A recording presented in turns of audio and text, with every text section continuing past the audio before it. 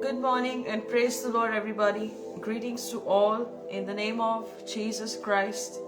आप सबको प्रभु यीशु के नाम से जय मसीह की और परमेश्वर का धन्यवाद है आज इस सुंदर समय के लिए जो उन्होंने मुझे दिया है। और मैं आशा करती हूँ कि आप सब जन भी खुदा की रहमत से ठीक हैं, बिल्कुल तंदुरुस्त हैं और प्रभु के साथ आप आनंदित और मग्न होंगे। बहुत सारे लोग आज ये दिन नहीं देख सके, बट परमेश्वर की ये दया है जिन्होंने आज का ये दिन दिखाया है। और आप सब जो है प्रभु की हजूरी में जो अपने परिवारों के साथ, अपने प्रियजनों के साथ आज जरूर इस अध्ययन को सुने, क्योंकि प्रभु का जो वचन है वो दो धारी जीवित तलवार है जो गूंदे गूंदे को काटती है और बनाती है। समय से आप सब जुड़े और आज जो है टाइमिंग्स मैंने चेंज की है बिकॉज ऑफ सम रीजंस। मुझे मालूम है कई लोग जो है वे जुड़ना चाहते होते हैं बट टाइम जो होता है उसकी थोड़ी मैनेजमेंट प्रॉपर नहीं हो पाती है, बट मैंने इसका टाइम चेंज किया है और हर रविवार सुबह 10 बजे ये सभा शुरू की जाएगी। So I would like to greet you all in the name of Jesus Christ, a very warm good morning also. So आइए सभा की शुरुआत से पहले हम कुछ समय धन्यवाद करें। अपनी आंखों को हम सब बंद करेंगे, खुदा का शुक्र करेंगे कि खुदावंद धन्यवाद देते हैं परमेश्वर, आपने हमें आज का ये दिन दिखाया। परमेश्वर पिता यहोवा खुदावंद हम धन्यवाद देते हैं। जहां 2 या 3 उसके नाम से एकत्रित होते हैं वहां पे वो मौजूद होता है। क्यों ना कुछ समय हम शुरुआत से पहले खुदा का शुक्र करें, प्रार्थना में रहें, क्योंकि हम एक संगति में हैं, हम एक फेलोशिप में हैं और हम सब जानते हैं कि परमेश्वर विश्वास योग्य परमेश्वर है। पिछले पूरे हफ्ते में खुदा ने संभाला, खुदा ने बचाया, तो अपने घरों में हम कहीं पर भी क्यों ना हो, आज हम शुक्रगुजारी करें खुदावंद का। धन्यवाद पिता परमेश्वर, थैंक यू जीसस, धन्यवाद यीशु मसीह। प्रभु आपका धन्यवाद, पिता परमेश्वर आपका धन्यवाद, स्वर्गीय पिता आपका धन्यवाद कि परमेश्वर आप हमारे बीच में मौजूद हैं। खुदावंद आप हमें रहते हैं। खुदावंद यीशु मसीह हम आपका शुक्र गुजार करते हैं। हालेलुया, धन्यवाद धन्यवाद, थैंक यू जीसस। प्रभु धन्यवाद देते हैं परमेश्वर हर बात के लिए खुदावंद, हर भलाइयों के लिए खुदावंद, हर एक चीज के लिए खुदावंद हम आपका शुक्र करते हैं परमेश्वर, धन्यवाद देते हैं। क्यों ना अपने घरों में हम जहां कहीं पे भी क्यों ना हो हम धन्यवाद करें, खुदा का शुक्र करें कि खुदा ने आज का ये दिन दिखाया है। सच में वो परमेश्वर वफादार परमेश्वर है, वो ऐसा खुदा है जो अपने वादों का सच्चा है, वो ऐसा परमेश्वर है जो अपने जो कामों को प्रकट करने वाला परमेश्वर है। आइए हम प्रार्थना के साथ आज की सभा की शुरुआत करें और आप सब जो है प्लीज आज इसे ज्यादा से ज्यादा शेयर करें, इनवाइट करें लोगों को, मिस आउट मत करना। आज का बहुत अद्भुत अध्ययन है, परमेश्वर की ओर से मिला हुआ वचन है और हमें इसे मिस आउट बिल्कुल नहीं आज करना। आइए दुआ करेंगे। हेवनली फादर, स्वर्गीय पिता, धन्यवाद परमेश्वर। प्रभु जय जयकार के साथ, धन्यवाद के साथ हम आपकी हुजूरी में आते हैं। परमेश्वर दाऊद कहता है कि प्रभु तेरा धन्यवाद करना भला है मेरे परमेश्वर। खुदावन कितना मनोहर लगता है कि जब भाई आपस में कहे कि हम यहोवा के भवन में चलें। प्रभु जी आज इस ऑनलाइन संगति के द्वारा परमेश्वर मैं प्रार्थना करती हूँ खुदावंद आज का वचन मुकद्दस से कलाम आज के दिलों को बदले मेरे परमेश्वर। पिता परमेश्वर इस संगति में प्रभु आपका कब्जा हो। परमेश्वर हम प्रार्थना करते हैं हर तरह की अंधकार की शक्तियां, हर तरह की टेक्निकल इश्यूज, हर तरह की कनेक्टिविटी जो लूसीफर शैतान खराब करना चाहता है, परमेश्वर के वचन और उसके लहू से यीशु के नाम से उसे झड़कते हैं और उसे कैंसल करते हैं। परमेश्वर प्रभु जी हम प्रार्थना करते हैं कि आपका कब्जा हर तरीके से हमारे सबके जीवन में हो। प्रभु जी जो जुड़ने जा रहे हैं, जो जुड़े हुए हैं परमेश्वर आपके कलाम से सुनने के लिए, प्रभु उनके दिलों को तैयार कर। परमेश्वर दिल की धरती तैयार हो जाए।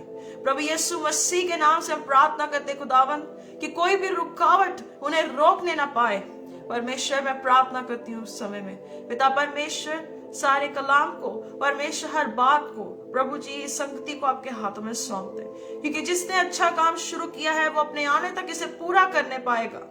परमेश्वर हम जानते कि प्रभु लूसीफर ने बहुत कोशिश की कि इंसान का परमेश्वर के साथ मिलाप ना हो सके, पर यीशु आया और यीशु ने अपनी जान को देकर, यीशु ने अपने आप को कुर्बान कर ओ हालेलुया परमेश्वर आपने इस काम को पूरा किया। परमेश्वर हम धन्यवाद देते प्रभु जी। पिता परमेश्वर सभी बातों को आपके कब्जे में देते हैं। प्रभु यीशु मसीह हर एक चीज को आपके लहू में छिपाते हैं। प्रभु अपने आप को, अपनी मदर को, परमेश्वर प्रभु जी सभी लोगों को आपके जिंदा हाथों में सौंपते हैं। आज इनकी दिलों की धरतियों को नरम कर, इन्हें तैयार कर परमेश्वर की आज जब ये सुने तो प्रभु उस पर चलने वाले बन सके।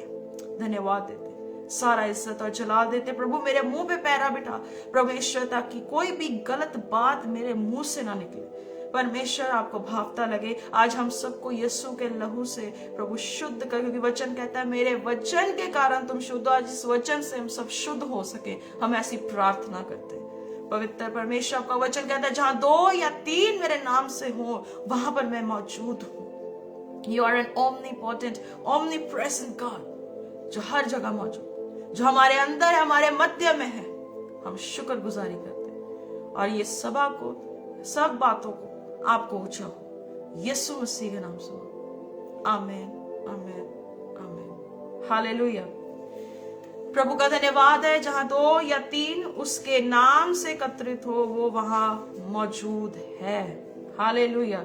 आप सब आनंदित हैं। अब अपने घरों में तालियों के साथ परमेश्वर की आराधना कर सकते हैं, प्रस्तुत कर सकते हैं। मेरी ओर केंद्रित ना हो, परमेश्वर की ओर ध्यान दें। सबसे पहली बात, आप प्रभु के लिए यहाँ पे मौजूद है। प्रभु आपको लेकर आया है। मेरी हेल्थ, मेरा थोड़ा गला ठीक नहीं है, बट फिर भी प्रभु ने मुझे ताकत दी कि मैं आज इस कलाम को आपके सामने रख सकूं। सो इसीलिए आज अंत तक सुने, जरूर सुने, क्योंकि परमेश्वर, पवित्र परमेश्वर का वचन कहता है कि संसार के सरदार ने लोगों की आंखों को अंधा कर दिया है कि वो ज्योति में ना आ सके, वो नूर में ना आ सके। बट हम लोग जो हैं यीशु मसीह के लोग हैं, we are the people of Christ. Bible बताती कि तुम उसका निज भाग हो, और प्रभु ने हमें ऐसा चुना कि हम उसके निज भाग होकर उसके पवित्र वचन से बता सके और सुना सके। आपका ध्यान सिर्फ और सिर्फ परमेश्वर की ओर केंद्रित हो। इंसान कुछ नहीं कर सकता। बाइबल बताती है इंसान पे विश्वास रखना मिथ्या है, व्यर्थ है। सो आइए आज हम कलाम से देखेंगे। आज हम जिस कैरेक्टर्स के बारे में बात करने जा रहे हैं, एलीशा, गेहजी, नामान, टॉपिक भी यही है। मैंने इसे क्यों टॉपिक पे लिया है क्योंकि जब मैंने इसे स्टडी किया तो काफी बातें समझ आ रही थी, काफी बातें परमेश्वर केंद्रित कर रहा था कि तुम इसके बारे में बताओ। प्लीज आज इसे बहुत शेयर करना, बहुत से लोग जुड़े। ये मेरी एक जो डिजायर है, परमेश्वर की भी डिजायर है कि सच्चा वचन फैले। सो आज मैं आपको एक एक कैरेक्टर के बारे में एक्सप्लेन करूंगी कि एक एक कैरेक्टर जो है वो कौन कौन से हैं। आप अपनी नोटबुक्स में भी लिख सकते हैं, अपने हथियार अपने साथ रखें, क्योंकि हम जो है परमेश्वर के वचन से सुनने जा रहे हैं, हम किसी इंसान से सुन नहीं रहे। बस एक बार ऑडियो मेरी क्लियर है, मेरी आवाज क्लियर है, वो जरूर बता दें। नामान एक सोल्जर था और वो एक सीरिया के राज्य का एक कमांडर था, और वो जो था, पूरे जो कमांडर्स हुए हैं वो यहूदी गोत्र से हुए हैं, पर ये जो है ये एक गैर यहूदी गोत्र से आता हुआ एक सेनापति है, एक शूरवीर है। और बाइबल बताती है कि जो शूरवीरों के बारे में आप गिदौन के बारे में जानते हैं, जो गिदौन था वो भी एक यहूदी शूरवीर था। और उसके बाद दाऊद के बारे में हम जानते हैं, यारोबाम के बारे में हम जानते हैं, और उसके बाद हम एलियादा के बारे में जानते हैं। ये सब शूरवीर हुए हैं, ये वॉरियर्स हुए हैं, जो परमेश्वर के लोगों को हर एक समय पे छुड़ाने के लिए काफी ज्यादा इन्होंने अपना जो रोल है उसे अदा किया है। सो नामान के बारे में बाइबल एक जो बहुत ही ज्यादा इसे एम्फसिस करती है, और प्रभु यीशु मसीह भी नामान का दृष्टांत नए नियम में देते हैं। तो आपको आई बिलीव नामान के बारे में समझ आ गया कि नामान कौन था। अब हम बात करते हैं एलीशा की, गेहजी की।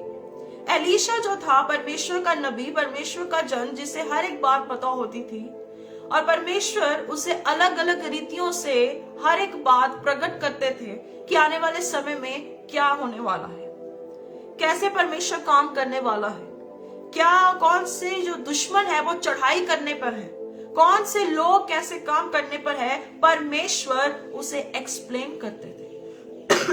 और जो गेहजी था वो जो था वो खुदा के खादिम का दास था, वो जो था दास था और वो उसके साथ मिलकर काम करता। सो आई बिलीव अब आपके नजर में ये सारी चीजें क्लियर हो गई होंगी। अब आप सोच रहे होंगे कि सिस्टर आपने इस चीज को क्यों लेकर आया है। मैं आपको इनमें से काफी ऐसी क्षेत्र है जिसपे हमें गौर करने की जरूरत है, पर मुकद्दस कलाम के साथ हम पॉइंट टू पॉइंट देखेंगे 2 किंग्स चैप्टर 5 वर्स 1 to 27 पूरा चैप्टर हम देखेंगे आज। दूसरा राजाओं 5 की 1 से 27 हम हर एक चीज को अध्ययन करेंगे। ध्यान से सुनिएगा, नोट करना है नोट करिए, पर आज आप इसे मेडिटेट भी जरूर करिएगा। उसकी 5 की पहली आयत से हम देखेंगे, अराम के राजा का नामान नामक सेनापति अपने स्वामी की दृष्टि में बड़ा और प्रतिष्ठित पुरुष था, क्योंकि यहोवा ने उसके द्वारा अरामियों को विजयी किया था। वह शूरवीर था परंतु कोढ़ी था। यहां पर दिया गया है कि जो नामान था वो एक सेनापति था, वो शूरवीर था, वो कैप्टन था। कौन सा? अराम के राजा के समय में। और वहां पे लिखा हुआ है कि जो वो था कमांडर था। कौन था? नेमान, जिसके बारे में हम जानते हैं। हालेलुया। तो वो जो नामान था वो कमांडर था और वो जो था इजराइल और यहूदा के विरोध में लड़ने को जाता था। और वहां पर बताया गया है कि उसे एक प्रॉब्लम थी, वो था लेप्रेसी, कोढ़। और जो हिब्रू बाइबल है, हिब्रू बाइबल में उसे तजारत कहा जाता था। तजारत का मतलब है कोढ़, लेप्रेसी। और वहां पर माना जाता था कि जिसे कोढ़ होता था वो बिल्कुल अलग रहता है, वो देश के बाहर उसे कोने में रखा जाता है। और जब वो गुजरता था तो अपना साइन देता था, वो बेल बजाता था कि मैं कोढ़ी हूं, और वो सब छुप जाते थे। और पुराने नियम के अकॉर्डिंग उसे क्या था? अशुद्ध माना जाता। तो यहां लिखा है यहोवा ने उसके द्वारा अरामियों को विजयी किया था। परमेश्वर ने उसे विक्ट्री दिलाई। परमेश्वर को वो जानता नहीं था, वो जेंटाइल था, वो जेंटाइल्स था, वो गैर यहूदी था। दूसरी आयत, अरामी लोग दल बांधकर इजराइल के देश में जाकर वहां से एक छोटी लड़की बंदी बनाकर ले आए थे और वह नामान की पत्नी की सेवा करती थी। यहां पर बताया गया है कि वो जो इजराइल के साथ लड़ता था, यहूदा के साथ लड़ता था, तो वहां पर से एक छोटी लड़की को वो बंदी बनाकर ले आया, स्लेव बनाकर ले आया। और वो जो थी वो उसकी पत्नी की दासी थी, उसकी वो सेवा करती थी। तीसरी आयत से हम इस पे गौर करना शुरू करेंगे। उसने अपनी स्वामिनी से कहा, यदि मेरा स्वामी शिमरोन के भविष्यवक्ता के पास होता तो क्या ही अच्छा होता, क्योंकि वह उसको कोढ़ से चंगा कर देता। अब यहाँ पर उस लड़की का अपने परमेश्वर के प्रति एक कॉन्फिडेंस, एक इतना हियाव उसके अंदर आया। कहती वो परमेश्वर, उसका जो भविष्यवक्ता है वो शेमरोन में रहता है, जो उसे तजारत से, तजारत का मतलब है कोढ़ से, उसे आजाद कर सकता है। यहाँ पे जो है जूइश जो है ट्रांसलेशन, जो आप पुरानी बाइबल ट्रांसलेशन देखते हैं, यहाँ लिखा है I wish my lord could go to the prophet of Shimron, he could heal his तजारत। तजारत का मतलब है उसके उस कोढ़ से उसे आजाद कर सकता है। जब हमारा समय आता है कि हम प्रभु यीशु मसीह को मुक्तिदाता कन्फेस करें दुनिया के सामने, हम 1000 बार सोचते हैं। हम सोचते हैं कि क्या मैं यीशु मसीह की टेस्टिमनी किसी उस व्यक्ति का दूं जिसकी बीमारी ठीक दुनिया नहीं कर सकती, साइंस नहीं कर सकती, डॉक्टर्स नहीं कर सकते। पर ये लड़की देखिए, जो यहूदी थी, वो उस जगह पे गई, गैर यहूदी जगह पे गई, और वहां पर जब वो गई तो उसने कहा कि मेरे परमेश्वर के जो वचन है उस दास के पास वो जाएगा तो वो चंगा हो जाएगा। He will be healed। हमारा भी ये कन्फेशन होना आज इतना ज्यादा जरूरी है कि जहां पर भी हम जाएं, कहे यीशु मसीह ही तुम्हें चंगा कर सकता है। हालेलुया। कि यीशु मसीह ही तुम्हें उस मौत से आजाद कर सकता है, यीशु मसीह ही तुम्हें नरक से बचा सकता है। क्या कोई ऐसा हुआ है जो ये कन्फेस कर सके कि वही है जो नरक से बचा सकता है, वही है जो कब्र से जिंदा कर सकता है, वही है जो कैंसर को ठीक कर सकता है, वही है जो अद्भुत काम कर सकता है, जो अद्भुत पराक्रमी परमेश्वर है। यशायाह 9:6 में लिखा है कि अद्भुत युक्ति करने वाला है, जिसके राज्य का अंत नहीं होगा, वो शांति का राजकुमार कहलाएगा। वैसा परमेश्वर है। आप अपने परमेश्वर की लिमिटेशंस अपने तक मत रखें। Show the unlimitedness of God to the people. लोगों को दिखाएं कि आपका परमेश्वर कर क्या सकता है। कैसे आप दिखाएंगे? जब तक आपका खुद का जीवन भी एक एग्जाम्पल नहीं बनेगा। लोग आपको कहेंगे तुम्हें इतने साल हो गए हैं चर्च जाते को, इतने साल हो गए हैं तुम बड़े बड़े दासों से प्रार्थना करवाते हो, तुम खुद ठीक तो नहीं हुए, तुम हमें कैसे कह रहे हो कि यीशु मसीह ठीक कर सकता है? ये एक बहुत बड़ी ठोकर की बात है उन लोगों के लिए भी, क्योंकि आप अपने विश्वास की कमी के कारण उनके जीवन में भी उस जो एक एग्जाम्पल को सेट नहीं कर रहे।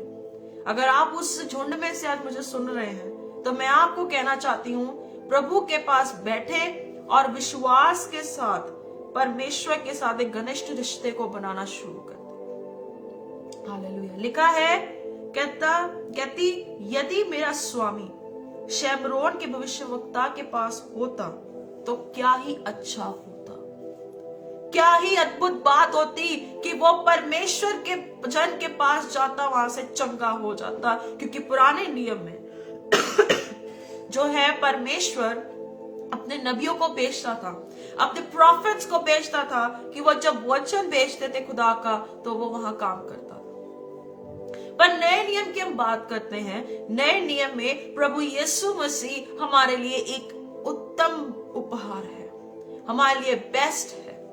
और जब हम उसके नाम से प्रार्थना करते हैं, बाइबल कहती है कि जब हम उसकी इच्छा के अनुसार प्रार्थना करते हैं तब परमेश्वर हमारी सुनता है।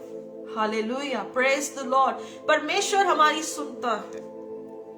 परमेश्वर ने कितनी बार यीशु मसीह ने कहा कि ये बीमारी परमेश्वर की महिमा के लिए है, ना कि यह पाप के कारण आई है, ना इसके माँ बाप की गलती के कारण आई है, परमेश्वर की महिमा के लिए आई है, परमेश्वर की ग्लोरी के लिए आई। एग्जाम्पल लाजरस की ले सकते हैं। लाजर जब मरा हुआ था, 4 दिन का मुर्दा, यीशु मसीह ने कहा कि वो सो गया है। वो 4 दिन बाद पहुंचे, कहते ये परमेश्वर की महिमा के लिए है। हालेलुया, परमेश्वर की महिमा के लिए। कुलुसियोस की 1 बाब और उसकी 23 नंबर आयत, कोलोसियंस चैप्टर 1 वर्स 23, बाइबल्स में से हम देखेंगे कि परमेश्वर का जन पौलुस एक चीज के बारे में बहुत अच्छी स्टेटमेंट दे रहा है, हम उसे देखेंगे।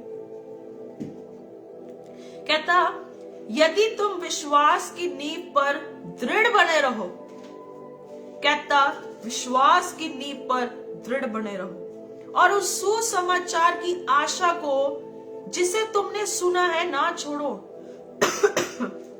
जिसका प्रचार आकाश के नीचे की सारी सृष्टि में किया गया और जिसका मैं पौलुस दास बना, सेवक बना। कहता तुम विश्वास की नींव पर दृढ़ बने रहो। इंग्लिश में लिखा है continue to stay with and in the faith in Christ.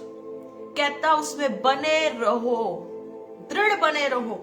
कैसे लिखा है? Continue to stay with and in faith in Christ.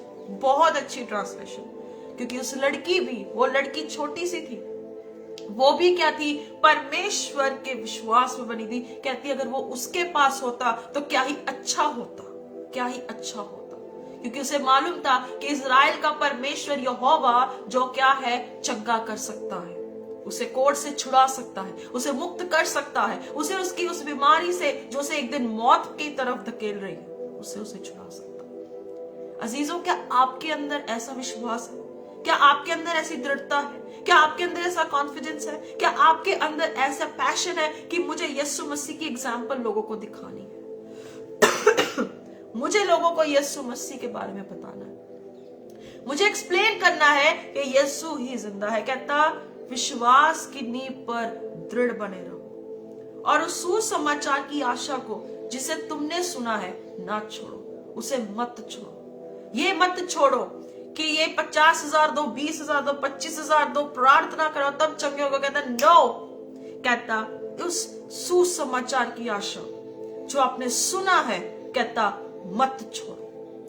हम उसे छोड़ देते हैं और सेवकों की तरफ दौड़ते हैं कि वो हमारे लिए मध्यस्थता करेंगे। That is a foolishness. ये गलत है, क्योंकि वो ही परमेश्वर का जो जन है वो भी एक मिट्टी का बर्तन है, उसके अंदर भी वो सेम स्पिरिट काम करती है। पता नहीं है कि उस स्पिरिट काम करती भी कि नहीं। बाइबल कहती है आत्माओं को परखो, आत्माओं को परखो। हालेलुया। एक और वचन देखेंगे लूका की पुस्तक उसकी 12 बाब। हालेलुया। वहां देखेंगे बहुत अच्छी चीज है। वो जो लड़की थी जो गुलाम बनकर आई थी, उसका एक पर्पस था, उसका एक मिशन था। वो सोचती हुई कि मुझे गुलाम बनाकर क्यों लेके आया गया। मैं अपने परिवार के साथ खुश थी, मैं अपने घर वालों के साथ खुश थी, पर जब वो इजराइल और यहूदा पे चढ़ाई करके जीत चुके तो वहां से गुलाम लेकर आए। वो एक पर्पस था, उसका एक मिशन था। और वो लड़की डरी नहीं इस बात से कि मुझे अपने परमेश्वर की गवाही उस जगह भी देनी है जहां पे कोई उसे जानता भी नहीं है। हालेलुया। तो आज हम जो डरते हैं, हम डरपोक बनते हैं, सबसे पहले उनको ही परमेश्वर नरक में डालेगा। चाहे आप विश्वासी हैं, पैस्टर हैं, प्रॉफिट्स हैं, इवेंजलिस्ट हैं, कुछ भी क्यों ना हो, बट आपकी गिनती सबसे पहले नरक में की जाएगी अगर आप डरते हैं तो। अब यीशु मसीह खुद एक एग्जाम्पल दे रहे, भाई तुम्हें किससे डरना है, तुम्हें किसका भय खाना है। देखेंगे लूका 12 की 4 से 9 आयत तक हम इसे स्टडी करेंगे। मैं तुमसे जो मेरे मित्र हो, पहला स्टेटमेंट देखो, कहता मैं तुमसे जो मेरे मित्र हो, मेरे फ्रेंड्स हो। ये हर एक को टैग नहीं मिलता, क्योंकि दास को सब कुछ पता नहीं होता है, पुत्र को पता होता है। जो उसके अपने लोग, उसके क्लोज फ्रेंड्स हैं, यीशु मसीह कहते मैं आप लोगों से कहता हूं कि जो शरीर का घात करते हैं परंतु उसके पीछे और कुछ नहीं कर सकते, उनसे मत डरो। हो सकता है यीशु मसीह की गवाही देने के कारण आपको जेल में डाल दिया जाए, आपको पीटा जाए, पथराव किया जाए, आपका गला काटा जाए, ऊपर से नीचे फेंक दिया जाए। कहता कि उसके पीछे और कुछ नहीं कर सकते, उससे बढ़कर कुछ नहीं कर सकते, उनसे मत डरो। मैं तुम्हें वार्निंग देता हूं, कहता मैं तुम्हें चिताता हूं कि तुम्हें किससे डरना चाहिए। घात करने के बाद जिसको नरक में डालने का अधिकार है, उसी से डरो। हाँ, मैं तुमसे कहता हूं, उसी से डरो। हम उस इंसान से डरते जो बहुत ऊंची पोजीशन पर है, उसके सामने हौंका देने से हम 1000 बार सोचते। कहता उससे मत डर, कहता उससे डर जो नरक में डालने का अधिकार रखता है। वो लड़की, वो जो इतने बड़े सेनापति के सामने कह रही थी उसकी पत्नी से कि वो वहां जाता तो क्या अच्छा होता, हो सकता था वो कहता तो चुप कर, तुझे तेरा गला काटने के लिए से डाल दिया जाता। इंग्लिश में कहते शी वुड बी एक्सिक्यूटेड, उसे गला काटने के लिए उसे दे दिया जाता। क्या 2 पैसे की 5 गौरैया नहीं बिकती? तो भी परमेश्वर उनमें से एक को भी नहीं भूलता। तुम्हारे सिर के सब बाल भी गिने हुए हैं, इसलिए डरो नहीं, तुम बहुत गौरैयों से बढ़कर हो।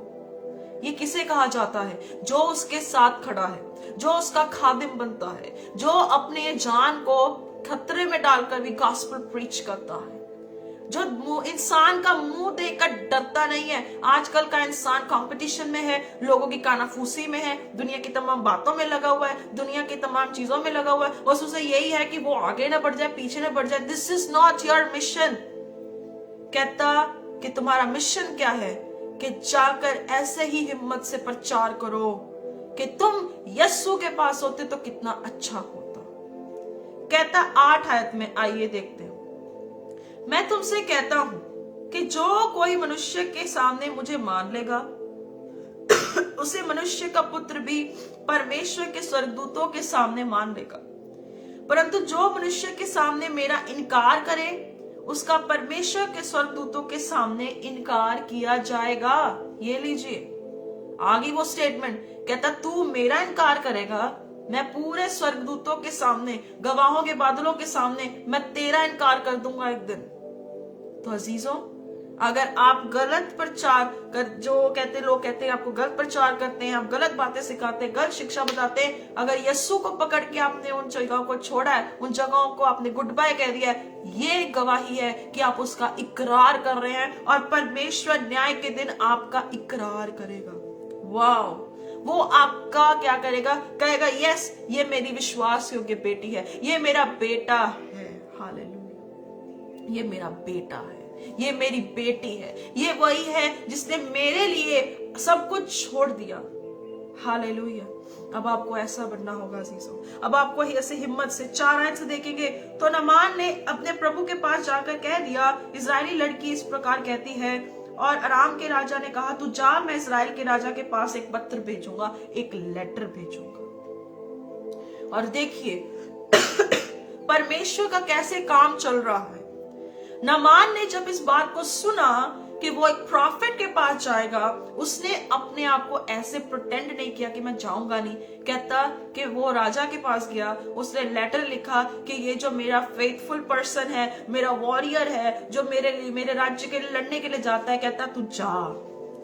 अजीजों, अगर आप किसी को प्रभु की ओर मोड़ नहीं ना सकते तो आप उस पर्सन के लिए प्रार्थना करें, क्योंकि परमेश्वर ही जो है वो दिलों को बदलता है। राजा का दिल बदल कर कहता, मैं पत्र लिखूंगा और तुझे भेज दूंगा। Praise the Lord.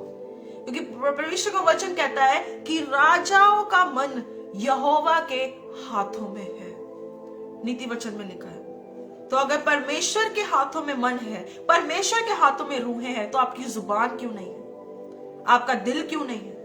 आपका जीवन क्यों नहीं है? जब उसके हाथ में आत्मा है तो ये जीवन उसके हाथ में आज क्यों नहीं? हालेलुया।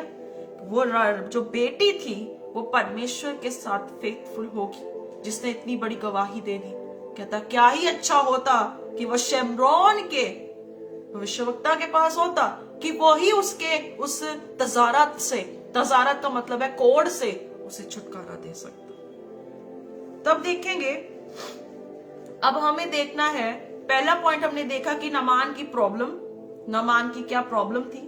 अब उसका सेकंड पार्ट, हमें अब किससे सोल्यूशन लेना है, किससे हमें अपना नजात दहिंदा बनाना है। हम इंसान को अपना नजात दहिंदा बनाते हैं। उर्दू में नजात दहिंदा का मतलब है जो नजात देता है। और जो है ये व्यक्ति किस व्यक्ति के पास जाता है, कौन नजात दहिंदा बनता है, ये आज मैं इससे जरूर रिलेट करूंगी। तब वह 10 किकार चांदी, 6000 टुकड़े सोना, 10 जोड़े कपड़े साथ लेकर रवाना हो गया। और वह इजराइल के राजा के पास वह पत्र ले गया जिसमें यह लिखा था, जब यह पत्र तुझे मिले तब जानना कि मैंने नामान नामक अपने कर्मचारी को तेरे पास इसलिए भेजा है कि तू उसका कोढ़ दूर करे। 7वीं आयत। ये पत्र पढ़ने पर इजराइल के राजा ने अपने वस्त्र फाड़े और बोला, क्या मैं मारने वाला जिलाने वाला परमेश्वर हूं कि उस पुरुष ने मेरे पास किसी को इसलिए भेजा है कि मैं उसका कोढ़ दूर करूं? सोच विचार तो करो, वह मुझसे झगड़ने का कारण ढूंढता होगा। हालेलुया। कहता कि जब वो रवाना हुआ, सारी भेंटें लेकर, पैसा लेकर रवाना हो गया राजा के पास, और जब उसने उस लेटर को पढ़ा, कहता मैं क्या परमेश्वर। अजीजों, आज के लोगों के बारे में ना मैं कुछ बात करना चाहती हूँ, ध्यान से सुनिए। आजकल के लोगों के पास परमेश्वर ने सारी ब्लेसिंग दी है, सब कुछ मटेरियलिस्टिक मिला हुआ है, तो आप भी ऐसे क्यों बनते हैं? जो परमेश्वर है ही नहीं, आप उसे भी अपना परमेश्वर बनाकर उनके पास चंगाइयां ढूंढने जाते हैं, उनके पास जाकर अपनी सॉल्यूशंस ढूंढने जाते हैं। The people are not your solution giver. परमेश्वर है जो आपको सॉल्यूशन देता है। कहता कि क्या मैं परमेश्वर? उसने अपने कपड़े फाड़े, इजराइल के राजा। कहता क्या मैं परमेश्वर? Am I a God? तो आज से इंसान को गॉड बनाना बंद कर दीजिए। हर एक को अपना आत्मिक अगुआ मानने से बढ़कर है कि पवित्र आत्मा जो आपको सहायक दिया गया है उसकी लीडरशिप में आना शुरू करिए। क्योंकि वचन में लिखा है कि जब हम क्या है प्रभु के साथ संगति करते हैं, हम एक स्पिरिट बन जाते हैं, हम एक आत्मा बन जाते हैं। हालेलुया। इंसान कुछ नहीं है जीजो। ये देखिए यहाँ पे सब कुछ है और लोग अंधे बनकर अपना पैसा भी निशावर कर देते हैं कि कहीं ना कहीं से हमारा दुख निवारण हो जाए। ये बिल्कुल गलत है।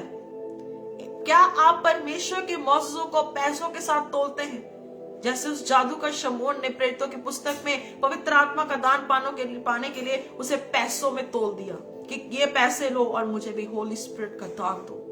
और पतरस ने ऐसी फटकार लगाई, कहता तू अंधा हो जाए। तो जब हम उन लोगों को जो हमारी फर्स्ट सेंचुरी में ऐसी एग्जाम्पल सेट हुई है, तो हम उन्हें पढ़कर क्यों डरते नहीं है? हम अंधे बनकर उनके पीछे ना जाएं प्लीज। कहता क्या मैं परमेश्वर जो जिलाने वाला और मारने वाला परमेश्वर मैं हूं, क्या मैं उसका कोड ठीक करूंगा? No no, turn out to God, परमेश्वर की ओर मुड़े। आइए वचन से देखेंगे इसका कॉन्टेक्स्ट। भजन संहिता 118 की 8 से 9 बहुत अच्छा लिखा हुआ है वहां पे। हमें किस पे भरोसा करना है? हमें किसकी शरण लेनी है? हमें किसकी ओर ध्यान देना है? यहां लिखा है यहोवा की शरण लेनी मनुष्य पर भरोसा रखने से उत्तम है। 9वीं आयत, यहोवा की शरण लेनी प्रधानों पर भी भरोसा रखने से उत्तम है। ये लीजिए यहोवा की शरण लें। आप जो इधर उधर भटकते हैं, ये चीज हो जाए, वो चीज हो जाए, ऐसा हो जाए, वैसा हो जाए, तो मैं आपको ये बताना चाहती हूँ कि आप एक ऐसे व्यक्ति हैं जो देखते भी नहीं है, देखते हुए भी देखते नहीं है, सुनते हुए भी सुनते नहीं। कहता है यहोवा की शरण लेनी मनुष्य पर भरोसा रखने से उत्तम है। इट इज वेरी ब्लेस्ड कि हम परमेश्वर पर भरोसा रखें। आप किसी चीजों के पीछे भागना बंद करें। आप भागते रहते यहोवा की शरण लें, यहोवा के पनाह में आए, यहोवा के पंखों के नीचे आए और यीशु मसीह के कारण प्रभु आप पर आनंदित है। आप सोचते होंगे कि प्रभु मेरे लिए कुछ करना नहीं चाहता, परमेश्वर को मेरी चिंता नहीं है। आप इंसान पे भरोसा रखते हैं तो परमेश्वर भी क्या कर सकता है? हालेलुया। परमेश्वर भी क्या कर सकता है जब आप इंसान की ओर देखते हैं। आगे देखेंगे, कहता सोच विचार तो करो, थोड़ा सोचो, फोकस करो, थोड़ा ध्यान दो। यहां लिखा है भजन संहिता 146 की 3, वहां पर भी एक चीज लिखी गई है। कहता तुम प्रधानों पर भरोसा मत रखना, ना किसी आदमी पर, क्योंकि उसमें उद्धार करने की शक्ति नहीं, उसमें सैल्वेशन देने की शक्ति नहीं है। 146 की 3 में लिखा है don't put your life in the hands of experts who know nothing of life, of salvation life। इसीलिए चीजों हमें हर समय परमेश्वर की ओर दौड़ना है। दिन बहुत खराब है, आपको फाड़ने वाले भेड़िए आपके घर के बाहर ही खड़े हैं, वहीं पर खड़े हैं, वहीं पर वेट कर रहे कि कैसे आपको, पंजाबी में कहते हैं छिल लें, आपको कैसे भी करके आपको डिमोलिश कर दें, डिस्ट्रॉय कर दें। पर यहाँ पर राजा का आंसर इतना अच्छा था।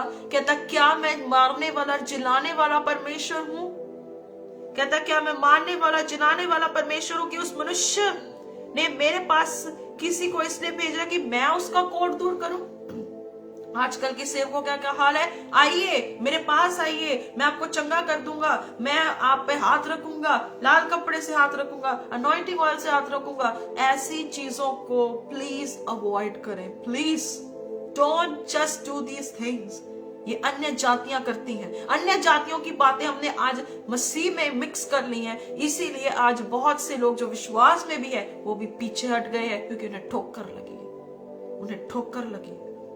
कहता मैं मारने वाला क्या जिलाने वाला परमेश्वर। अगर आज के सेवक ऐसे करने लग जाएं तो क्या ही बड़ी बात है। वो भी ऐसे कहे कि मैं कुछ नहीं कर सकता। सिस्टर ब्रदर खुद घुटनों में आइए, खुद प्रार्थना करिए, परमेश्वर के सामने अपने हाथ फैलाएं कि परमेश्वर do this for me, do this for me. हमें लगता है हम शॉर्टकट्स ढूंढते हैं। स्पून फीडिंग बंद कर दीजिए, ईट सम मीट। 8 आयत, ये सुनकर कि इजराइल के राजा ने अपने वस्त्र फाड़े हैं, परमेश्वर के भक्त एलीशा ने राजा के पास कहला भेजा, तूने क्यों अपने वस्त्र फाड़े हैं? अब मेरे पास आए, अब वह मेरे पास आए, तब जान लेगा कि इजराइल में एक भविष्यवक्ता है, एक प्रॉफिट है। यहां लिखा है 10 आयत में 9वीं, तब नामान घोड़ों और रथों समेत एलीशा के द्वार पर आकर खड़ा हुआ। 10वीं आयत, तब एलीशा ने एक दूत से उसके पास ये कहला भेजा, तू जाकर यरदन में 7 बार डुबकी मार, तब तेरा शरीर ज्यों का त्यों हो जाएगा और तू शुद्ध होगा। कहता तू शुद्ध होगा। यहां देखिए, अब ये जो टाइम है, ये एक एग्जाम्पल सेट की गई है कि हमें परमेश्वर की ओर दौड़ना। नीति वचन में लिखा है कि धर्मी यहोवा की ओर जो है परमेश्वर के पनाह में दौड़ता है, उसके पंखों के नीचे वो दौड़ता है। तो ये व्यक्ति भी ये क्या कर रहा है? ये किसी प्रॉफिट की ओर ध्यान नहीं दे रहा है, वो किसी ना किसी से अपना दुख निवारण करना चाहता है। अजीजों, आपका भी ये फर्ज है कि आप यीशु मसीह एग्जाम्पल इतने अच्छे से सेटअप करें कि लोगों को ये ना लगे कि ये पैसे देकर धर्म बदलते हैं। इनको ऐसा ना लगे कि ये लोग जो है ये क्या है, कोई जादू टोना करके पता नहीं कैसे लोगों को अपनी ओर खींच लेते हैं। हमारा परमेश्वर ऐसा नहीं है। वो अविनाशी परमेश्वर है। वो अपने लोगों को ढूंढता है। जो उसके हाथ के बने लोग हैं वो उसे जान ले, तभी वो आज ऐसे एक तड़प रखता है। अगर आप उसमें हिस्सेदार हैं, आप उसमें बनना चाहते हैं, तो आप भी अब अपने नगर के लिए खड़े हो जाए क्योंकि परमेश्वर आज भी लोगों को ढूंढता है। यहां लिखा हुआ है कि वो जो है परमेश्वर के जन के पास गया। इब्रानियों 11:6 में लिखा है कि जो कोई भी परमेश्वर के पास आता है, आप अपनी नोटबुक्स में लिख सकते हैं, जो कोई भी परमेश्वर के पास आता है, सबसे पहला स्टेप है कि वो विश्वास करे कि वो है, और दूसरी चीज वो विश्वास करे कि वो अपने खोजने वाले को प्रतिफल देता है। हालेलुया। कहता वो है, जो कोई भी उसके पास आता है पहले वो जाने कि वो है, और जो उसे खोजता है वो उसे जरूर रिवॉर्ड देता है। तो यहां पर भी देखिए लिखा है कि वो परमेश्वर के जन के पास गया, सब कुछ छोड़कर वो खुदा के पास गया। आज आपका फोकस ये नहीं होना चाहिए कि चर्चेस भरनी है, कलीसियाएं भरनी है, अपने पैसे भरने हैं, अपनी पॉकेट्स भरनी है। आपको ये होना चाहिए कि उस स्वर्ग के राज्य में जहां वो जगह तैयार कर रहा है वहां पे लोग हों।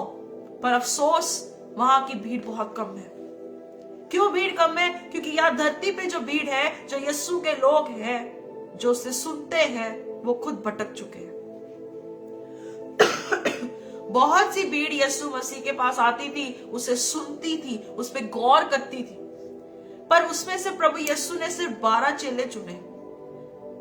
बहुत से लोग यीशु मसीह के पास आते थे सुनने के लिए, बहुत सी भीड़ आती थी खाने के लिए कि हमें खाना मिल जाए, बहुत से लोग आते थे कि हम चंगे हो जाएं। उसमें से सिर्फ 12 निकले कि उसके लिए काम कर सके। 12 में से भी एक यहूदा इस्करियोती मर गया, उसने सुसाइड किया, किसने दगा किया यीशु के साथ। और उसमें से भी 3 खास, पतरस, याकूब, यूहन्ना।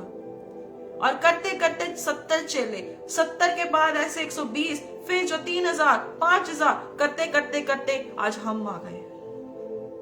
तो देखिए यीशु मसीह भी कितना पर्टिकुलर था। उन्हें मालूम था उन्हें भीड़ बहुत सुनती है, तभी उन्होंने कहा कि ये लोग जो है, जो नहीं समझ सकते, ये लोग देखते हुए भी देख नहीं पाते, सुनते हुए भी नहीं सुन पाते, तो इससे ज्यादा और पर्टिकुलर आज के समय में आपको और मुझे कितना होना चाहिए। कहता तुम मेरे पास इसलिए नहीं आते हो कि तुम्हें खाना जो है क्या, तुम मेरे पास आते हो कि तुम्हें खाना मिले, इसलिए नहीं आते हो कि तुम वचन सुनने के लिए कोई नहीं आता। कहता हमें खाना मिल जाए। और यीशु ने बड़ी फटकार लगाई, कहता नाशवान भोजन के लिए परिश्रम मत करो। कहता जिसने मुझे भेजा है उस पर विश्वास करो। तो अगर आज की भीड़ की बात करूं तो लोग चंगाई ढूंढते हैं, बरकत ढूंढते हैं, वीजा लग जाए, खाना मिल जाए, गरीबी टूट जाए, कोई सताव ना सहना पड़े, ये महामारियों से हम बच जाएं, सुरक्षा कवच हमें मिल जाए। परमेश्वर का वचन एक जगह कहता है कि प्रभु ने उन्हें सब कुछ दिया, पर एक जगह लिखा कि वो खुश नहीं था, वो हैप्पी नहीं था, वो खुदा खुश नहीं था। 1 कुरिन्थियों 10:5 वहां लिखा है कि परमेश्वर खुश नहीं था। तो बहुत से लोग रास्ते में मर गए। यहोशू और कालेब को छोड़ के कोई कनान तक पहुंच ही नहीं पाया। See this. सो इतना ज्यादा पर्टिकुलर हमें आपके परमेश्वर के लोगों हमें होना चाहिए। 10 से 12 आयत में एलीशा ने वहां पे वचन दिया कि जाकर 7 बार डुबकी मार और तेरा कोढ़ ठीक हो जाएगा। तो वहां पर देखिए बाद में कहता है नामान क्रोधित, 11 आयत में देखिए नामान को गुस्सा आया, कहता कि ऐसा व्यक्ति जो मुझे मिला भी नहीं वो मुझे कैसे कमांड कर रहा है भाई कि डुबकी मारो, और ऐसी गंदी सी जगह पे जहाँ पे यर्दन में जहाँ पे गंदगी है, वो कुछ ऐसा था सिस्टम। कहता है यर्दन में कोई और नदियां नहीं थी, यर्दन में ही क्यों, जॉर्डन में क्यों? उसने सोचा था, देखिए उसका क्या उत्तर था, मैंने तो सोचा था अवश्य वह मेरे पास बाहर आएगा, खड़ा होकर अपने परमेश्वर से प्रार्थना करके कोढ़ के स्थान पर अपना हाथ फेरकर कोढ़ को दूर कर देगा। आज यही तो स्पून फीडिंग चल रही है। आज के समय में परमेश्वर का खादिम आएगा, नीचे गिर जाएंगे, हाथ रखेगा नीचे गिर जाएंगे, तेल के साथ मस्सा करेगा नीचे गिर जाएंगे। ये चल रहा है। कहता वो सोच रहा था, क्या लिखा है, कहता कि वो जो है मेरे पास आए, मेरे कोढ़ वाले हाथ पे, क्या कोढ़ वाली जगह पे हाथ रखकर मैं ठीक हो जाऊंगा। परमेश्वर मिस्टीरियस वे से, अलौकिक तरीकों से काम करता है। आप उसे जज नहीं कर सकते, आप उसे क्लेम नहीं कर सकते कि परमेश्वर आप मुझे ऐसे क्यों बोल रहे हैं, पर परमेश्वर का एक अपना तरीका है। अय्यूब कहता है कि प्रभु के काम ऐसे आश्चर्य कर्म है जो हम कभी सोच नहीं सकते, वो इतने अथाह है, इतने बड़े बड़े हैं, हम कभी उसको इमेजिन भी नहीं कर सकते। सो जो वैसे प्रभु कह रहा है, तो यहाँ देखिए कहता मैंने सोचा कि वो मेरे पास आएगा, मेरे हाथ पे प्रार्थना करेगा, ये जो स्पून फीडिंग है बंद कर दीजिए। Praise the Lord. सो ये जो स्पून फीडिंग है इसे बंद कर दीजिए। आपको खुदा के खादिमों पे हाथ रखवाने की जरूरत नहीं है। परमेश्वर ने पहला यूहन्ना उसकी 2:27 पढ़ लीजिए, कहता तुम्हारा अभिषेक किया गया, you have been anointed. Acts chapter 10 verse 38, प्रेरितों की पुस्तक 10:38 में लिखा यीशु मसीह का अभिषेक किया गया था। जब प्रभु ने कहा उसने मुझे भेजा है, यशाया 61:1, कि परमेश्वर ने मुझे भेजा है कि मैं उस सुसमाचार को सुनाऊं, उस गॉस्पेल को बताऊं कि जिससे लोग धनी हो जाएं। 12 में लिखे, क्या दमिश्क के बानर पर नदियां इजराइल के सब जलाशयों से उत्तम नहीं? क्या मैं उनमें स्नान करके शुद्ध नहीं हो सकता? इसलिए मैं क्रोध से भरा हुआ लौट कर चला गया। वो लौट कर चला गया, वो चला गया, वो चला गया। कहता मुझे ये काम करना भी नहीं है। अगर प्रभु आपको बोले बेटे 10 कपड़े दान कर दे, तो आप कहेंगे प्रभु मैं क्यों दूं, मैंने तो पिछले साल ही खरीदे हैं, कि मैं कपड़े कैसे दान कर दूं? हम प्रभु को बहुत क्वेश्चंस करते हैं, बहुत क्वेश्चंस करते हैं कि ये क्यों, वो क्यों, यो क्यों। परमेश्वर कहेगा तू पीछे ही रह, मैं तुझ में से किसी को चुनकर अपने काम को लूंगा जो सवाल नहीं करेगा, जो कहेगा हे प्रभु मैं इधर हूं, मुझे भेज, मुझे भेज। परमेश्वर को ऐसे लोगों की जरूरत है। यशाया 6:8 में लिखा है, कहता मैं हूं, मुझे भेज दे प्रभु, मुझे भेज दे। ऐसे नामान की तरह क्रोधित होकर नहीं कि जब प्रभु ने कहा कि ऐसा कर तो वो क्रोध से भरकर चला गया। No never. अगर आप भी ऐसे काम करते हैं तो मैं आप सबके साथ ये वार्निंग के साथ कह रही हूं कि परमेश्वर आप में से कुछ ऐसे लोगों को फिर खड़ा कर देगा कि फिर आप पीछे रह जाएंगे, हमेशा के लिए फिर स्ट्रगल ही रहेगा आपके लिए। यहां लिखा है 13 आयत, तब उसके सेवक पास आकर कहने लगे, हे हमारे पिता, यदि भविष्यवक्ता तुझे कोई भारी काम करने की आज्ञा देता है तो तू क्यों उससे ना करना? तो क्या तू उसे ना करता? फिर जब वह कहता है कि स्नान करके शुद्ध हो जा, तो कितने अधिक किससे मानना चाहिए? ऐसे लोग देखिए, कहता कि उसने तुझसे बड़ी बात नहीं कही है, उसने तुझे बड़ी बात नहीं कही है कि भाई तू ये जो है क्या है कि तू ये कर ले, अपना अंग काट दे, अपने पैर काट दे, अपना ये पैसा में शावर करके तू अपनी चंगाई ले ले। पैसों के साथ तोलने को नहीं कहा था उसने सिंपल कहा, कहता कि तुझे सिर्फ कहा है डुबकी मार, सिर्फ डुबकी लगा और तू ठीक हो जाएगा। Hallelujah. Be a good messengers of Christ. परमेश्वर के सहकर्मी बनिए, प्रभु के साथ खड़े होने के लिए तत्पर रहे और ऐसे लोग कन्विंस करने को बोले कि तुझे परमेश्वर है, तेरी बातें छोड़ने को नहीं कहता। प्रभु कहता है सिर्फ विश्वास कर तो तू परमेश्वर की महिमा को देखेगा। यूहन्ना 11:40 कहता तू परमेश्वर की महिमा को देखेगा। हम बहुत से लोग जो हैं अन्य जाति लोगों को जब हम प्रचार करते हैं तो वो जल्दी कन्विंस नहीं होते। वो कहते हैं कि यीशु मसीह जो है पैसे मांगते हैं, वो पैसे लेते हैं, ऐसी ठोकरें लगी हुई हैं। पर आपने कहना नहीं, परमेश्वर कुछ बड़ा नहीं मांगता, वो तेरा मन मांगता है और कहता है कि तू विश्वास कर तो तू परमेश्वर की महिमा को देखेगा, परमेश्वर की महिमा को देखेगी। हालेलुया। वो लिखा हुआ है जीजू, वहां पर लिखा हुआ है। हमें भी ऐसे बनना होगा। यीशु मसीह ने कहा जाओ प्रचार करो। एलिशा ने क्या कहा वहां पे बाद में हम उसे देखेंगे। एक टर्नओवर आता है, एक ऐसा परमेश्वर काम करता है। यशाया उसकी 55 और उसकी 8 से 9, यशाया 55 उसकी 8 से 9 नंबर आयत हम पढ़ेंगे। आप देख सकते हैं वहां पर हम कुछ बातों को पढ़ेंगे।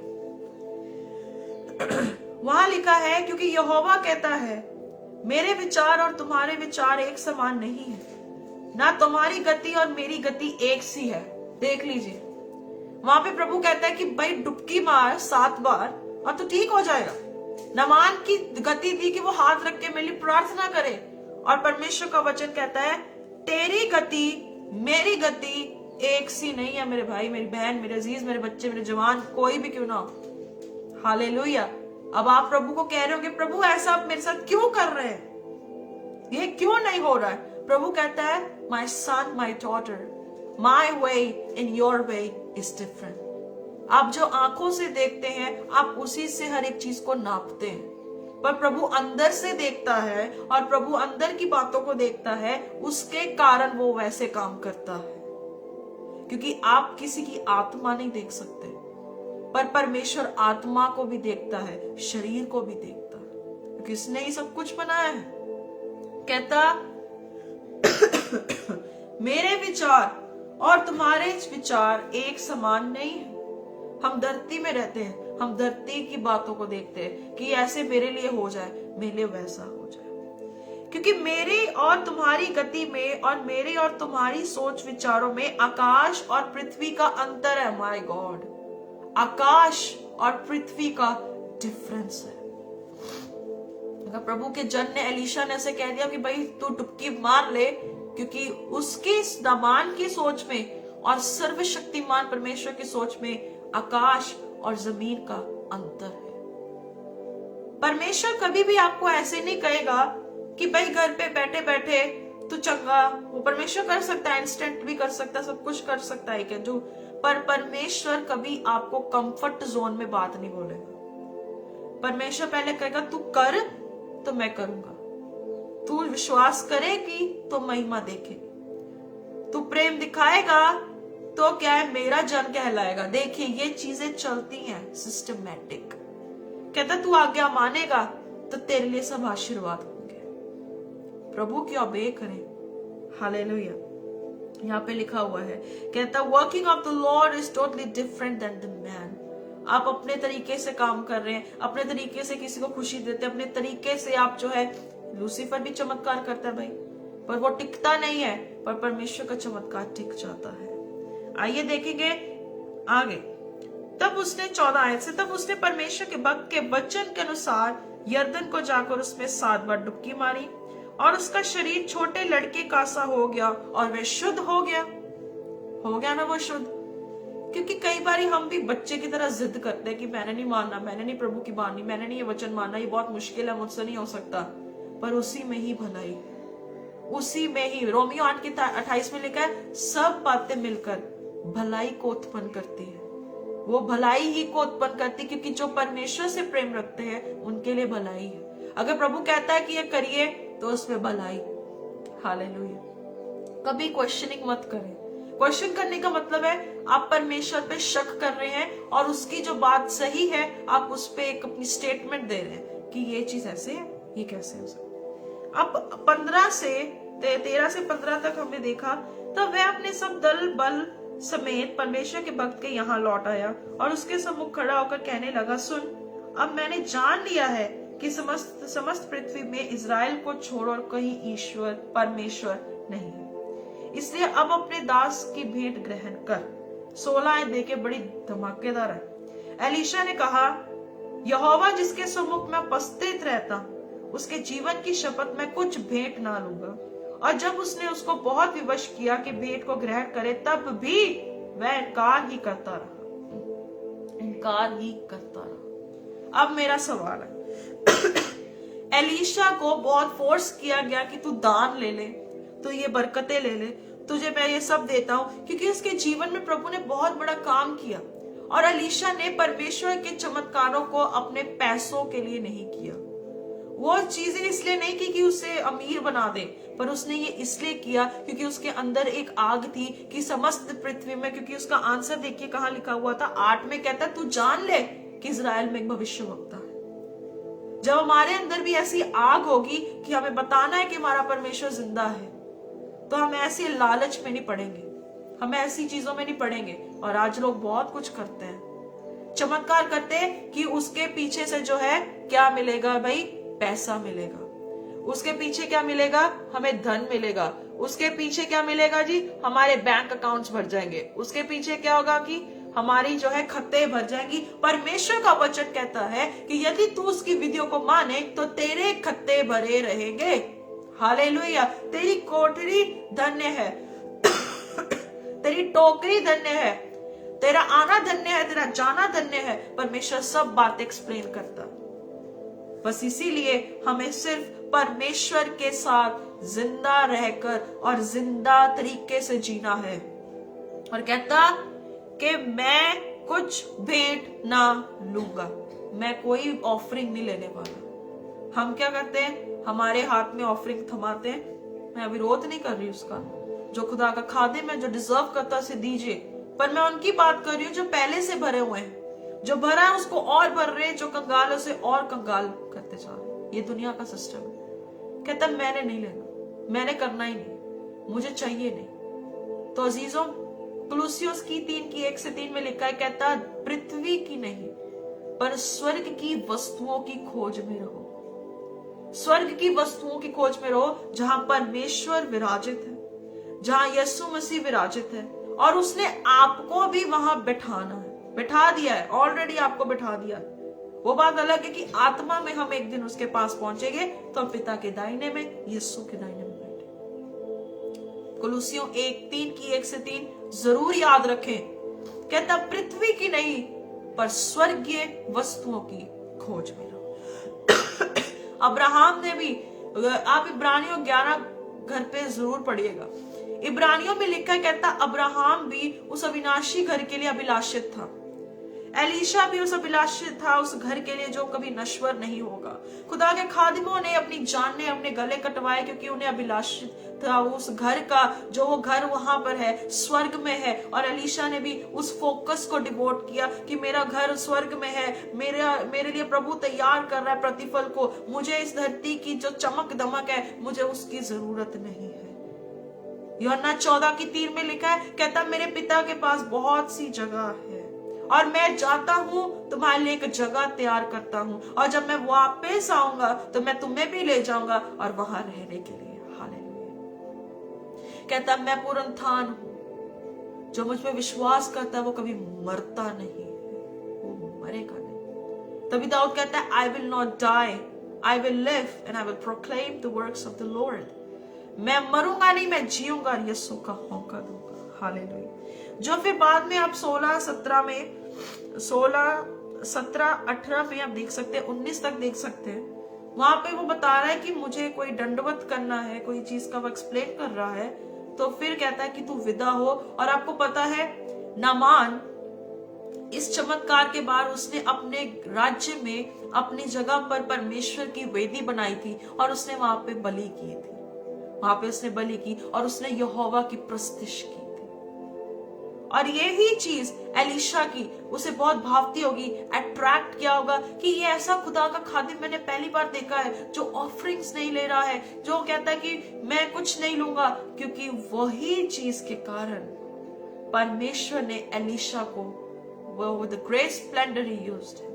अब आइए 20 से 27 तक, ये बहुत इंपॉर्टेंट भाग है। अब ये गेहजी का पार्ट शुरू हो गया। पहले नामान और एलीशा का पाठ चल रहा था, अब आता है गेहजी का। गेहजी के बारे में हम जानते हैं, दास लालची गेहजी कह सकते हो, लालची, जिसने लालच किया। यहां लिखा है कि परमेश्वर का भक्त एलीशा का सेवक गेहजी सोचने लगा, उसके दिमाग में एक विचार आया, मेरे स्वामी ने तो उस अरामी नामान को ऐसे ही छोड़ दिया है कि जो वह ले आया था उसको उसने ना लिया, परंतु यहोवा के जीवन की शपथ, मैं उसके पीछे दौड़कर उससे कुछ ना कुछ ले लूंगा, सबसे ज्यादा खतरनाक और जो उसका सत्यानाश का कारण बना, ये एक विचार। आप सोच रहे होंगे सिस्टर, ये विचार कैसे आया? उस गेजी के मन में आया लालच आया, कहता है यार मुझे तो वो चीज चाहिए, वो मुझे चीज लेनी है, और वो लालच के जाल में फंस गया। हालेलुया। आइए देखेंगे, वहां से वचनों से हम आगे आगे देखते जाएंगे कि परमेश्वर को कौन सी चीजें पसंद नहीं है। नीति वचन 6:17 निकालिए बाइबल्स में से। हालेलुया, वंडरफुल गॉड, बहुत अच्छा वचन है आज, प्रभु का धन्यवाद है। नीति वचन 6 और उसकी 17 बाब 16 से मैं पढ़ना शुरू करूंगी, आपको पता लगता जाएगा। 6 वस्तुओं से यहोवा बैर रखता है, वरन 7 है जिनसे उसको घृणा है। पहली, घमंड से चढ़ी हुई बातें, आंखें। सेकंड, झूठ बोलने वाली जीभ। तीसरी, निर्दोष का लहू बहाने वाला। 18 आयत से देखिए, अनर्थ कल्पना गढ़ने वाला मन। अब मैं अगर गेहजी को रिलेट करूं तो गेहजी ने क्या किया? उसके मन में विचार आया, कहता कि मैं वो भेंट लूंगा। ये है अनर्थ कल्पना करने वाला मन, और परमेश्वर को इससे नफरत है। हमारा मन ठीक नहीं है तो प्रभु को नफरत है। अगर हमारी आंख ठीक नहीं है, प्रभु को नफरत है। जब प्रभु के हाथ में, कहते प्रभु मेरा शरीर प्राण आत्मा आपके हाथ में, तो ये आंख क्यों उसके हाथ में नहीं? प्रभु मेरा सब कुछ तेरे लिए, ये जीभ उसकी क्यों नहीं? जब कहते प्रभु मेरा घर तेरे लिए, ये पैर और हाथ उसके क्यों नहीं? उसके लिए क्यों नहीं? फिर कहते प्रभु मेरा सब, जो मेरी बुद्धि है सब कुछ प्रभु, फिर आप अपना मन प्रभु को क्यों नहीं देते? जब सब कुछ उसका है तो अंदरूनी तरीके से फिर आप उसके क्यों नहीं है? मेरा ये सवाल है। अंदरूनी तरीके से उसके बनिए ना। यहाँ पे गेजी की तरह लालच मत करिए कि वो बंदा फलाना अमेरिका में रहता है, लंदन में रहता है, मैं उससे पैसे मांग लूंगा जी, और उसके जीवन में प्रभु ने बहुत काम किए हैं, मेरी प्रार्थनाओं से काम हुआ है, मैं अपने खत्तों को भरूंगा। प्रभु कहता है उसे नफरत है कि जो मन गलत कल्पनाएं करता है। आगे देखेंगे, उसने कहा कि शपथ खाएगा वो, उसने प्रॉमिस किया। और 18 आयत के हम पॉज लेते हैं, आगे देखेंगे 21 आयत 5:21 में, तब गेजी नामान के पीछे दौड़ा। नामान किसी को अपने पीछे दौड़ता हुआ देखकर उससे मिलने के रथ से उतर पड़ा और पूछा, सब कुशल क्षेम तो है?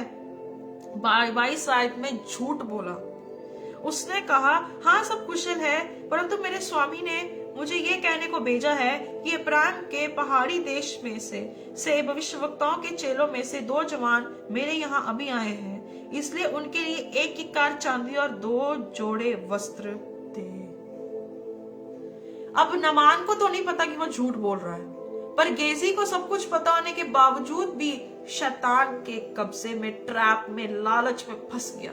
अब आइए नीति वचन 16:18 में, अनर्थ कल्पना गढ़ने वाला मन।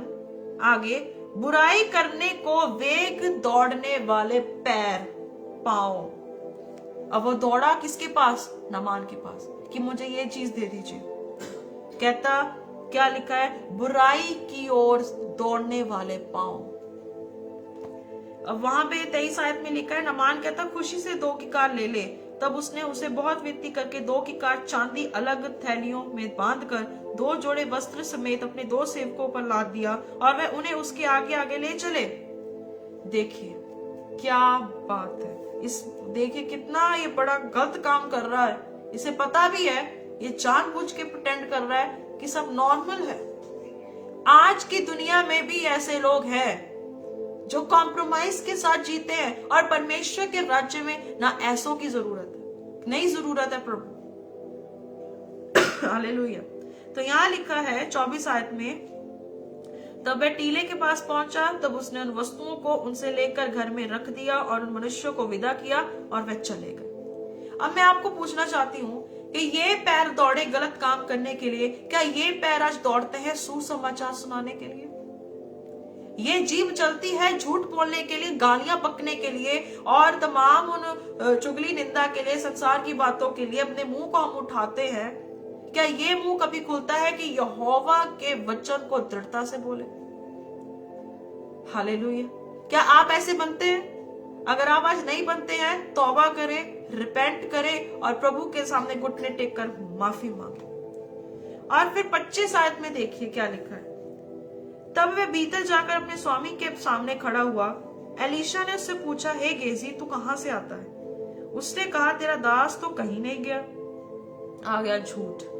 तो लिखा है, उसने उससे कहा, जब वह पुरुष इधर मुंह फेर कर तुझसे मिलने को अपने रथ से उतरा, तब से वह पूरा हाल मुझे मालूम था। क्या ये समय चांदी या वस्त्र या जैतून या दाख की बारियां, भेड़ बकरियां, गाय बैल और दास दासी लेने का है? मैं यहाँ पे स्टॉप करना चाहती हूँ। यहाँ पे लिखा हुआ है, ये चीज हमें याद रखनी जरूरी है। परमेश्वर को नफरत है इन चीजों से। यहाँ पे एलीशा कह रहा है, वही नबी जिसको सब कुछ पता है, जो सब कुछ बोल देता है, जो सब कुछ क्लेम कर रहा है, और कहता जब वो तुझसे मिलने को उतरा और उसने वो बातें बोली, कहता मुझे सब पता है। और वो क्या कहता है? झूठ बोलने वाली जीभ। हालेलुया। कहता क्या ये समय है चांदी या वस्त्र या जैतून या दाख की बारियां, भेड़ बकरियां, गाय बैल और दास दासी लेने का है? क्या ये सभी चीजें इकट्ठा करने का समय है? क्या हमें अपने महल बनाने का समय है? क्या हमें लोगों को हिप्नोटाइज करने का समय है? क्या जो भेड़िए जो भेड़ों को फटकार रहे हैं, क्या ये समय आ गया है? यीशु मसीह ने क्या बोला है? इंग्लिश में 26 में बहुत अच्छा लिखा है, tell me, is this a time to look after yourself, lining your pockets with gift? कहता अपनी जेबों को तोहफों से भरने का समय आ गया है? मुझे बताइए, क्या ये समय ऐसे है कि हम बस अपनी जिंदगी को आराम से जिए?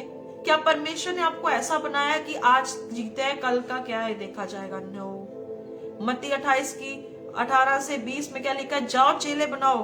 लूका 24 की 47, 48, 47, 48 में लिखा है, तुम इन बातों के गवाह हो यरूशलेम से लेकर सारे यहूदिया में, सारे जातियों में मन फिराव का प्रचार करो। और आगे देखेंगे यूहन्ना 20 की 21, जॉन चैप्टर 20 वर्स 21, यहां लिखा हुआ है, आप अपने बाइबल्स में से देख सकते हैं। यूहन्ना 20 की 21 में लिखा है, यीशु ने फिर उनसे कहा, तुम्हें शांति मिले। जैसे पिता ने मुझे भेजा है, वैसे ही मैं भी तुम्हें भेजता हूं। इंग्लिश में लिखा है, then Jesus said to them again, peace to you, just as the Father sent me forth, so I am sending you. मैं तुम्हें भेजता हूं, मैं तुम्हें भेजता हूं। किस बात के लिए भेजता हूं? जाके चेले बनाओ, गॉस्पेल प्रीच करो और उस मेल मिलाप का सुसमाचार बताइए जो प्रभु ने हमें सौंपा है। कहता मैं तुम्हें भेजता हूं। और एलीशा का ये क्वेश्चन आता है, क्या ये समय है कि हम दास दासी ये सारी चीजों को हम इकट्ठा करें? क्या ये समय आ चुका है कि हम ये चीजें करें? नहीं। कहता जाओ चेले बनाओ, बातें मानना सिखाओ जो मैंने तुम्हें बताई हैं। कहता देखो मैं जगत के अंत तक तुम्हारे साथ हूं, देखो मैं तुम्हारे साथ हूं, हमेशा तुम्हारे साथ। तो यही समय है कि कहता तुम इन बातों के गवाह हो। अगर हम अपने आप को कहते कि यस्सू का गवाह है, आपके क्या काम यस्सू की तरह है? हम प्रचार यस्सू का करते हैं, क्या हमारा जीवन यस्सू की तरह है? लोगों को बाहर निकालना, लोगों को गालियां देना, लोगों को इग्नोर करना, वो मसीह लोगों की बात कर रही हूं जो मसीह में हम ऐसे काम करते हैं कि मसीह के हम लगते ही नहीं है। तो फिर लोगों का वचन आता है ये कैसे व्यक्ति है, और बाइबल कहती है हाय उस व्यक्ति पे जो किसी के लिए ठोकर का कारण बने। कहता है मैं तुम्हें भेजता हूं। और 27 लास्ट आयत, इस कारण से नामान का कोढ़ तुझे और तेरे वंश को सदा लगा रहेगा। तब वह हिम सा श्वेत कोढ़ी होकर उसके सामने से चला गया, उसके सामने से चला गया। अब अजीजों, मैंने इतना समय, मुझे समय का भी पता नहीं लगा एक्चुअली, इतना समय जो है वचन से बात की। मैं आप सबसे सवाल करना चाहती हूँ खत्म करने से पहले, आप किसके लिए जी रहे हैं? आप किस व्यक्ति को देखकर जी रहे हैं? आप किस कारण से जी रहे हैं?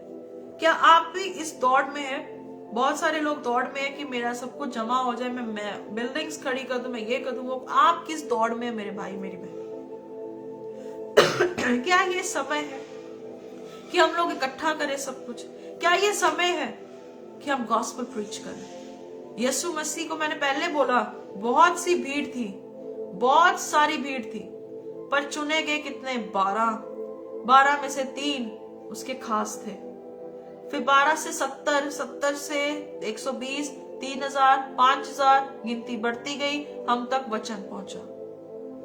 प्लीज आप ऐसे लोग ना बने जो यीशु को फॉलो करते कि आपकी जरूरतें पूरी होती, वो आपकी जरूरत है इसलिए आप उसे फॉलो करते। तो अगर आप में से कोई ऐसा व्यक्ति बनता है जो कहता है, सिस्टर मैंने बहुत कुछ सहा है, मैंने बहुत सी बातों पे हियाव छोड़ दिया है, मेरे में हिम्मत नहीं है कि मैं बोलूं, मैंने सब कुछ किया है जो बाइबल बताती है, फिर भी मेरे अंदर हिम्मत नहीं आ रही है, मैं आपको वचन से तसल्ली देना चाहती हूँ। आखिरी वचन होगा 1 Corinthians chapter 15 verse 57 to 58। पहला कुरिन्थियों 15 की 57 से 58। अब वो वचन बहुत तसल्ली वाला है। परंतु परमेश्वर का धन्यवाद हो जो हमारे प्रभु यीशु मसीह के द्वारा हमें जयवंत करता है, हमें विक्ट्री देता है। इसलिए हे मेरे प्रिय भाइयों, दृढ़ और अटल रहो, प्रभु के काम में सर्वदा बढ़ते जाओ, क्योंकि ये जानते हो कि तुम्हारा परिश्रम प्रभु में व्यर्थ नहीं है। इंग्लिश में लिखा है, but thanks to God who gave us the victory through our Lord Jesus. Therefore, my beloved brethren, be firm, immovable, कहता दृढ़ रहो, अटल रहो, always abounding in the works of the Lord, कहता हमेशा जो है, कहता है, लिखा है more than enough, हद से ज्यादा खुदा की सेवा में लगो। Knowing and be continuously aware, इस बात का अवेयरनेस रखो, Lord is the labor in the Lord is never futile, is not futile, never wasted or not to no purpose। कहता ये कभी व्यर्थ नहीं जाएगा। एलीशा और गेजी के बारे में हमने देखा, हो सकता है गेजी ने बहुत सेवा की हो इतनी साल, वो सारी जीरो, एक लालच ने उसे डुबो दिया। और परमेश्वर को नफरत है ऐसी चीजों से, पर प्रभु को किस बात से आनंद है कि जो उसके वचन को मानता है। अजीजों, अपना ध्यान परमेश्वर की ओर केंद्रित करें, अपने खुदा की ओर देखें और कहे, खुदावन मुझे माफ कर, मैंने गलतियां की, मुझे पता है कि मैं लालची हो गया, अविश्वासी बन गई, व्यभिचार किया, बहुत कुछ किया, whatever। Turn back to the lord, प्रभु की ओर मुड़े, परमेश्वर की ओर मुड़े। आइए अपनी आंखों को बंद करेंगे, हम प्रार्थना करेंगे और प्रभु का धन्यवाद हो ऐसे वचन के लिए। हमें ये इंसिडेंट हमेशा याद रखना है कि हमें गेजी की तरह नहीं बनना है जिसने शुरुआत आत्मा से की हो पर अंत शरीर से कर दिया है। गलातियों 3 में लिखा है, कहता तूने आत्मा से शुरू कर शरीर के साथ तुम्हें खत्म करनी है सेवा को। नो, आइए प्रार्थना करें। हेवनली फादर, सर्वशक्तिमान परमेश्वर, मैं धन्यवाद देती हूँ प्रभु जी, आप अपने वादे के सच्चे और जीवते परमेश्वर हैं। प्रभु यीशु मसीह, मैं धन्यवाद देती हूँ इस बात के लिए कि आपने हमें बहुत अद्भुत वचन दिया है परमेश्वर, बहुत अद्भुत रीति से आपने हमारी अगुवाई की है, बड़े अद्भुत रीति से हमें समझाया है कि परमेश्वर हमारी सेवा आत्मा में और आत्मा के द्वारा होती है, ना कि शरीर के द्वारा। शरीर के द्वारा हम कभी भी सफल नहीं हो सकते, बट परमेश्वर आपकी रूह के द्वारा हम सफल हो सकते हैं, आपकी आत्मा के द्वारा हम विजयी होते हैं। परमेश्वर, सच में हमारी मसीह में मेहनत कभी व्यर्थ नहीं होगी। प्रभु, मैं प्रार्थना करती जितने लोगों ने आज कलाम मुकद्दस से बातें सुनी, उन्हें बरकत दे, उन्हें आशीष दे खुदावंद। और मैं प्रार्थना करती यीशु मसीह के नाम से परमेश्वर, इनके दिल की जमीर, परमेश्वर का दिल हिले और इनकी जमीर आज जागे कि ये सही रास्ते पर चल सके। बाइबल कहती है कि तू यहोवा पर भरोसा रख और वह तेरे लिए सब कुछ सिद्ध करने वाला है। प्रभु मैं प्रार्थना करती हूँ कि इनका भरोसा आप पर हमेशा बना रहे, निरंतर बना रहे, आप पे विश्वास में ये दृढ़ हो और साहसी बने खुदा। प्रभु मैं प्रार्थना करती हूँ आने वाले समय में जो भी कलाम मुकद्दसों से बातें सुने उन्हें बरकत दे, उन्हें आशीष दे और प्रभु उनकी आंखें खोल दे कि ये बातों को सुनने पाए। प्रभु आपका नाम ऊंचा हो। अपने आप को, अपनी मदर को, सब बातों को आपके जिंदा हाथों में सौंपते खुदा। और मैं शुक्र करती हूँ इस संगति के लिए कि परमेश्वर आपने बहुत अद्भुत काम किया है और हम आपको धन्यवाद देते हैं। प्रभु सब बातों को आपके हाथों में सौंपते, जितने लोग प्रचार करते हैं खुदावंत के खादिमों को, सब लोगों को आपके जिंदा हाथों में सौंपते हैं और सारी प्रार्थना प्रभु यीशु मसीह के नाम से मांगते। आमीन आमीन। God bless you. सबको परमेश्वर बहुत बहुत आशीष और बरकत दे। जरूर आज इससे ज्यादा से ज्यादा शेयर करें और प्रभु का धन्यवाद है कि इतनी हेल्थ में जो गले की प्रॉब्लम के कारण भी प्रभु ने ताकत दी कि मैं प्रचार कर सकूं और आई बिलीव कि जो प्रभु की बात है वो आप तक पहुंची होगी।